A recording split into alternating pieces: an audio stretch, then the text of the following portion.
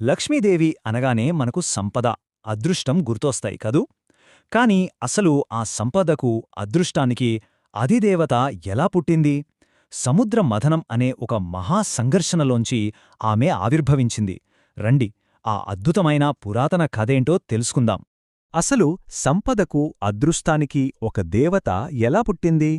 ఈ ప్రశ్న వినడానికి చాలా సింపుల్గా అనిపించినా దీని వెనుక ఒక పెద్ద కథే ఉంది. దేవతలు, రాక్షసులు కలిసి చేసిన ఒక అసాధారణ ప్రయత్నం, ఒక గొప్ప విశ్వసంక్షోభం. అవును, కథ మొదలయ్యేదే అక్కడ్నుంచి. సరే, మన కథలో మొదటి భాగం దేవతల సంక్షోభం. అవును, లక్ష్మీదేవి కథ సంతోషంతో కాదు, ఒక పెద్ద సంక్షోభంతో మొదలవుతుంది. విశ్వాన్నే కుదిపేసిన సంక్షోభమది. దేవతల తమ సర్వస్వాన్ని కోల్పోయే ప్రమాదంలో పడ్డార్మరి. ఒకప్పుడు విశ్వాన్ని శాసించిన దేవతలు ఉన్నట్టుండి తమ శక్తినంతా కోల్పోయారు. వాళ్ల తేజస్సు మాయమైపోయింది, బలం పూర్తిగా తగ్గిపోయింది. వాళ్లు నిస్సహాయ స్థితికి చేరుకున్నారు. అసలు దీనికంతటికీ కారణం ఒక శాపం. ఆ శాపం వాళ్ళని బలహీనుల్ని చేయడమే కాదు, వాళ్ల శత్రువుల్ని ఇంకా ఇంకా బలంగా మార్చేసింది. అంటే పరిస్థితి ఎలా తయారైందంటే, ఒకవైపు దేవతలు బలహీనపడిపోతున్నారు, మరోవైపు వాళ్ల బద్ధ శత్రువులైన అసురులు రెట్టించిన బలంతో విశ్వం మీద పట్టు సాధిస్తున్నారు. ఇంకేముంది, మంచికి చెడుకీ మధ్య ఉండాల్సిన బ్యాలెన్స్ పూర్తిగా దెబ్బతింది. విశ్వమంతా చీకట్లోకి జారిపోయే ప్రమాదం వచ్చేసింది. ఇక చేసేదేమీ లేదు, తమ అస్తిత్వమే ప్రమాదంలో పడింది. దీంతో దేవతలందరూ చివరి ఆశగా ఒక్కరినే ఆశ్రయించారు. ఆయనే సృష్టి సంరక్షకుడైన శ్రీమహావిష్ణువు. ఎందుకంటే వాళ్ళని గండంనుంచి గట్టెక్కించే పరిష్కారం ఆయన దగ్గర మాత్రమే ఉంది. ఇక మన కథలో రెండో భాగం మహాసముద్ర మథనం. విష్ణువు చెప్పిన పరిష్కారం అస్సలు ఎవరూ ఊహించలేనిది. అదేదో మామూలు యుద్ధం కాదు, ఏకంగా పాలసముద్రాన్నే చిలకాలి, దాన్లోంచి అమృతాన్ని సంపాదించాలి. కాని ఇక్కడే ఒక పెద్ద చిక్కుంది. ఈ పని దేవతలు ఒక్కళ్ల వల్ల అయ్యేది కాదు. క్షీరసాగరాన్ని మథించండి, దానినుండి అమృతం వస్తుంది. ఇది విష్ణువు చెప్పిన మాట.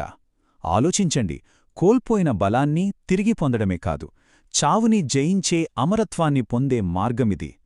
దేవతలకు చీకట్లో ఒక ఆశాకిరణంలా అనిపించింది. కాని ఒక షరతుంది. మరి ఆ షరతేంటో తెలుసా? ఈ మహాకార్యాన్ని దేవతలు ఒంటరిగా చేయలేరు.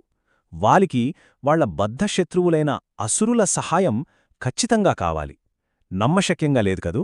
కాని అమృతం మీద ఆశతో ఆ బద్ధశత్రువులిద్దరూ చరిత్రలో మొట్టమొదటిసారిగా కలిసి పనిచేయడానికి ఒప్పుకున్నారు.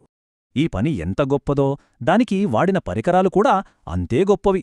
ఏకంగా మందర పర్వతాన్నే కవ్వంగా మార్చారు. ఇక తాడుగా నాగరాజైన వాసుకిని ఉపయోగించారు. విష్ణువు సలహా ప్రకారం దేవతలు వాసుకి తోకవైపు, అసురులు తలవైపు నిలబడ్డారు. ఇక చూడాలి, ఆ అఖండమైన సముద్రమథనం మొదలైంది. అయితే వాళ్ళెదురుచూస్తున్న అమృతం అంత సులభంగా బయటకు రాలేదు. ఆ చిలకడం మొదలవగానే సముద్రంలోంచి ఊహించని ఎన్నో అద్భుతమైన వస్తువులు, జీవులు బయటికి రావడం మొదలుపెట్టాయి. ప్రతిసారీ ఇదే అమృతం అని ఆశపడటం, అది కాదని తెలియగానే నిరాశపడటం, ఉత్కంఠ క్షణక్షణానికి పెరిగిపోతోంది. ఉదాహరణకి మొదట కోరిన కోరికలన్నీ తీర్చే కామధేను వచ్చింది. ఆ తర్వాత గాలికన్నా వేగంగా పరుగెత్తే ఉచ్చైశ్రవసు అనే తెల్లగుర్రం. ఆపై స్వర్గానికే అందాన్నిచ్చే పారిజాత వృక్షం. ఇవన్నీ గొప్పవే, చాలా గొప్ప సంపదలే. కాని అసలైన సంపద ఇంకా బయటకు రావలసి ఉంది. ఇక కథలో మూడవ అత్యంత ముఖ్యమైన భాగానికి వచ్చేశాం. సాక్షాత్తు లక్ష్మీదేవి ఆవిర్భావం.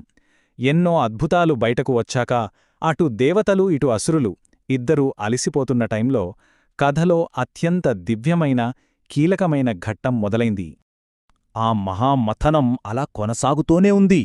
అంతలో ఒక్కసారిగా అంతా నిశ్శబ్దం. అంతా స్తంభించిపోయింది. అలల చప్పుడు కూడా ఆగిపోయింది. పాలసముద్రం నడిబొడ్డున 1000 సూర్యుల కాంతిని మించిన ఒక మహాతేజస్సు పైకి లేచింది. ఆ కాంతికి దేవతలు, అసురులు అందరూ కళ్ళు మూసుకున్నారు. అలా కళ్ళు తెరిచి చూసేసరికి ఆ కాంతిపుంజం మధ్యలోంచి వర్ణించడానికి మాటలు కూడా సరిపోని అద్భుతమైన సౌందర్యంతో, దివ్యమైన తేజస్సుతో ఒక దేవత పూర్తిగా వికసించిన తామరపువ్వు మీద ఆసీనురాలే కనిపించింది. ఆమె మరెవరో కాదు, సాక్షాత్తు శ్రీ మహాలక్ష్మి. సంపదకు, సౌభాగ్యానికి, శాంతికి, శుభానికి అన్నిటికీ అధిదేవత ఆమె. ఆమె రాకతో సీన్ మొత్తం మారిపోయింది. దేవతల కష్టాలన్నీ ఒక్క క్షణంలో తీరిపోయాయి. వాళ్లు కోల్పోయిన శక్తంతా తిరిగి వచ్చేసింది. విశ్వంలో ఉన్న చీకట్లన్నీ మాయమైపోయి అంతా దివ్యమైన కాంతితో నిండిపోయింది. స్వర్గంలో గంధర్వులు పాటలు పాడటం మొదలుపెట్టారు. అప్సరసులు నాట్యం చేస్తూ సంబరాలు చేసుకున్నారు. సరే, ఇక ఆఖరి భాగానికి వద్దాం. సంపద మరియు శుభం. లక్ష్మీదేవి రాక అనేది కేవలం దేవతల సమస్యను తీర్చడానికి మాత్రమే జరగలేదు. ఆమె ఆవిర్భావం ఈ ప్రపంచానికి అసలు సంపద, శ్రేయస్సు అంటే ఏంటో ఒక కొత్త అర్థాన్నిచ్చింది. ఇక్కడే మనం ఒక ముఖ్యమైన విషయం అర్థం చేసుకోవాలి. లక్ష్మీదేవి అంటే కేవలం బంగారం, డబ్బు మాత్రమే కాదు. నిజమైన సంపద అంటే ఏంటి? అదృష్టం, ఇంట్లో జరిగే శుభకార్యాలు, మనశ్శాంతి, వీటన్నిటినీ కలిపితేనే ఆమె స్వరూపం. అందుకే చూడండి, ఆమె అనుగ్రహం ఎక్కడ ఉంటుందో అక్కడంతా శుభప్రదంగా, ఫలవంతంగా మారిపోతుంది నమ్ముతారు. అందుకే ఆమెను శ్రీ అని కూడా పిలుస్తారు. ఎందుకంటే శ్రీ అనే పదానికి అర్థమే శుభం, శ్రేయస్సు. మరి చివరిగా ఒక్క మాట. ఈ కథంతా మనకు చెప్పేది కేవలం సంపద గురించేనా, లేక అంతకుమించి ఇంకేమైనా ఉందా? ఒక్కసారి ఆలోచించండి. ఒక పెద్ద సంక్షోభం నుంచి పట్టుదల, ఊహించని సాకారం ద్వారా కేవలం అమరత్వం మాత్రమే కాదు, సాక్షాత్తు సౌభాగ్య దేవతే పుట్టింది. అంటే బహుశా నిజమైన సంపద అనేది ఫలితంలో కాదు, ఆ కష్టపడి సాధించే క్రమంలోనే దొరుకుతుందేమో. ఏమంటారు?